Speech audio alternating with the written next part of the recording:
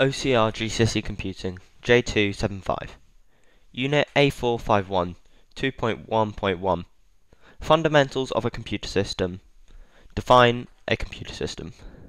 Hello guys, it's GCSE Revision here, and we're going to start looking at a new topic, this one being GCSE Computing, and it's the OCR course this time, as opposed to AQA, which I normally do. So today we're looking at how to define a computer system, and it's the first part of section A in Fundamentals of a Computer System, and that is define a computer system. So today we're going to outline what really is a computer system first.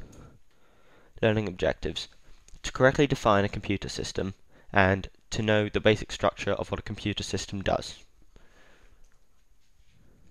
What is a computer system? A computer system is an electronic device that is able to create a set of outputs. This is done by a combination of hardware and software. Right, this is the actual definition for a computer system, so if this may well come up at the exam, so if it does, this is what should be correct, and I'd copy this down if I were you into your notes so that you would have that ready. The basic structures and what a computer system does.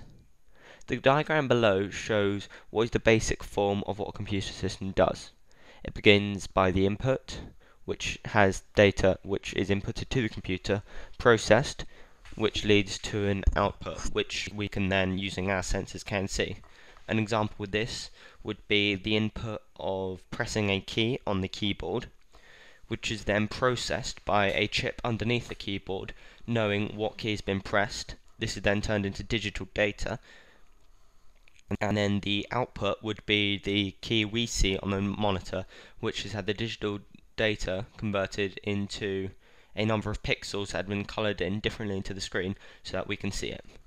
Now the program and the storage blocks above the process is just a sort of, not a medium, but a part in which it can have a different effect on the processing path in a way. The program is the way in which the processor is able to process the input.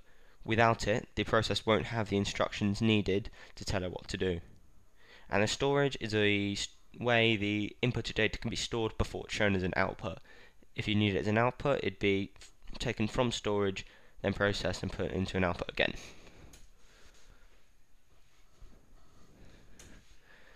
Now, input to process to output. Computer systems have many inputs to provide data. The inputs are then processed in some way. The processed data then becomes an output.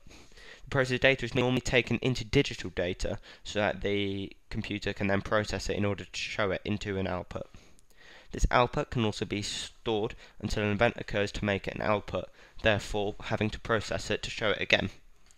Now, the computer can't process data without a set of instructions telling it what to do. This is called the program.